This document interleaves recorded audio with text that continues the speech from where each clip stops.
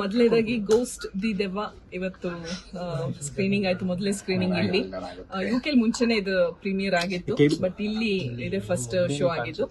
ಅದಕ್ಕೆ ನೀವು ಮಾಧ್ಯಮ ಮಿತ್ರರೆಲ್ಲರೂ ಬಂದು ನಿಮ್ಮ ಒಂದು ಸಹಕಾರ ನೀಡಿ ಇಷ್ಟೊಂದು ಸಪೋರ್ಟ್, ಪ್ರೀತಿ, ವಿಶ್ವಾಸ ಕೊಟ್ಟಿದ್ದೀರಾ. ಅದಕ್ಕೆ ತುಂಬಾ ತುಂಬಾ ಧನ್ಯವಾದಗಳು. ಇಷ್ಟು ವರ್ಷ ಇಂಡಸ್ಟ್ರಿಲಿ ಬರೀ ನಟನೆ ಅಥವಾ ಇದಕ್ಕೆ ಸಂಬಂಧಪಟ್ಟಂತ ಕೆಲಸಗಳು ಮಾಡ್ತಿದ್ದೆ.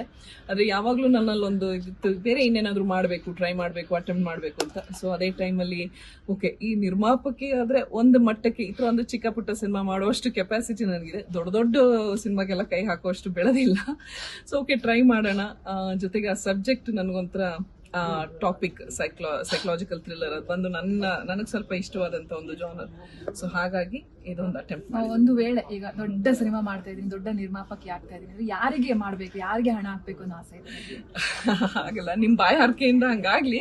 ಆದ್ರೆ ಮೊದಲನೇ ಆದ್ಯತೆ ಬಂದು ಒಳ್ಳೆ ಕಥೆ ಇರಬೇಕು.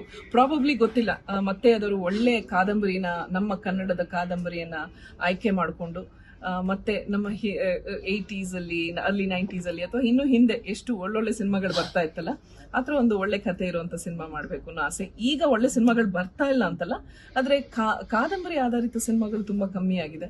ಸೊ ಮತ್ತೆ ಅದೊಂದು ರಿವೈವ್ ಮಾಡಬಹುದು. ಸೊ ಕನ್ನಡ ಭಾಷೆ ಅಂತ ಬಂದಾಗ ಕಮಲ್ ಹಾಸನ್ ಅವರ ವಿಚಾರ ಗಮನಿಸ್ತಾ ಇದ್ದೀರಾ ನೀವು? ಕ್ಷಮೆ ಕೇಳದೇ ಇಲ್ಲ ಅನ್ನೋ ರೀತಿ ಮಾತಾಡ್ತಿದ್ದೆ, ಅದು ಕನ್ನಡಿಗರ ಆಕ್ರೋಶಕ್ಕೂ ಕೂಡ ಕಾರಣ ಆಗಿದೆ. ನೀವು ಕನ್ನಡಿಗರಾಗಿ ಏನ್ ಹೇಳಬೇಕು? ನಾನು ಆಗ್ಲೇ ಹೇಳಿದಾಗೆ, ನಮ್ಮ ನಾಡು ನುಡಿ ಬಗ್ಗೆ ಈ ತರ ಯಾರಾದ್ರೂ ಮಾತಾಡಿದ್ರೆ ಅದು ತಪ್ಪು. ಅದನ್ನ ಖಂಡಿತ ನಾವು ಒಪ್ಕೊಳಕ್ಕಾಗಲ್ಲ. ಅದಕ್ಕೆ ನಾವೆಲ್ಲರೂ ಒಗ್ಗಟ್ಟಾಗಿ ನಿಂತ್ಕೋಬೇಕು.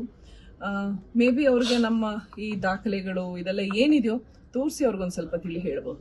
ಮ್ಯಾಮ್, ಶಿವಣ್ಣನವ್ರನ್ನ ಸುಮ್ಮನೆ ತಗೊಂಡ್ಬರ್ತಿದ್ದಾರೆ ಕೆಲವರು, ಅದು ಎಲ್ರಿಗೂ ನೋವಾಗಿದೆ. ಪಾಪ ಅವ್ರು ಆರೋಗ್ಯವಾಗಿ ಇರ್ಲಿ ಅಂತ ಎಲ್ಲರೂ ಬಯಸೋದು, ಬಟ್ ಯಾಕೆ ಅವ್ರನ್ನ ಇಂಟರ್ಫಿಯರ್ ಮಾಡ್ತಿದ್ದಾರೆ ಅಂತ ಹೇಳಿ ಒಂದಷ್ಟು ಜನ ಬೈತಿದ್ದಾರೆ, ಒಂದಷ್ಟು ಜನ ಅವ್ರ ಮೇಲೆ ಗರಂ ಆಗಿರುವಂಥದ್ದು. ಇದ್ರ ಬಗ್ಗೆ ನಾನು ಆಗ್ಲೇ ಹೇಳ್ದಂಗೆ ಪೂರ್ತಿ ನಾನು ನೋಡಿಲ್ಲ. ಈ ಏನಂತಾರೆ, ಈ ವಾದ ವಿವಾದ ನಡೀತಾನೆ ಇದೆ, ಚರ್ಚೆಗಳು ನಡೀತಾನೆ ಇದೆ. ಸೊ ಯಾವುದೋ ಒಂದು ರ್ಯಾಂಡಮ್ ಆಗಿ ನೋಡ್ಬಿಟ್ಟು ನಾನು ಗೊತ್ತಿಲ್ಲದೆ ಮಾತಾಡೋದು ಯಾರ ಬಗ್ಗೆನೇ ಆಗ್ಲಿ ಅಥವಾ ಹೇಳೋದು ತಪ್ಪಾಗತ್ತೆ. ಸೊ ನನ್ಗೆ ಅದ್ರ ಬಗ್ಗೆ ಪೂರ್ತಿ ಗೊತ್ತಿಲ್ಲ. So I don't want to comment on that. ಕ್ಷಮೆ ಕೇಳದೆ ಹೋದ್ರೆ ಮುಂದೆ ನಿಮ್ಮ ನಡೆ ಹೇಗಿರುತ್ತೆ ಅಂತ ಹೇಳೋರು, ಕನ್ನಡಿಗರು ಕ್ಷಮೆ ಕೇಳದೆ ಹೋದ್ರೆ ಅವಾಗ ನೋಡೋಣ. ಮೇ ಬಿ ಕೇಳ್ತಾರೇನೋ, ಯಾಕೆ ಕೇಳಲ್ಲ ಅಂತ ಅನ್ಕೋಬೇಕು, ಕೇಳ್ತಾರೆ ಅಂತ ಅನ್ಕೊಳ್ಳೋಣ. So let everything end on a positive note. Okay.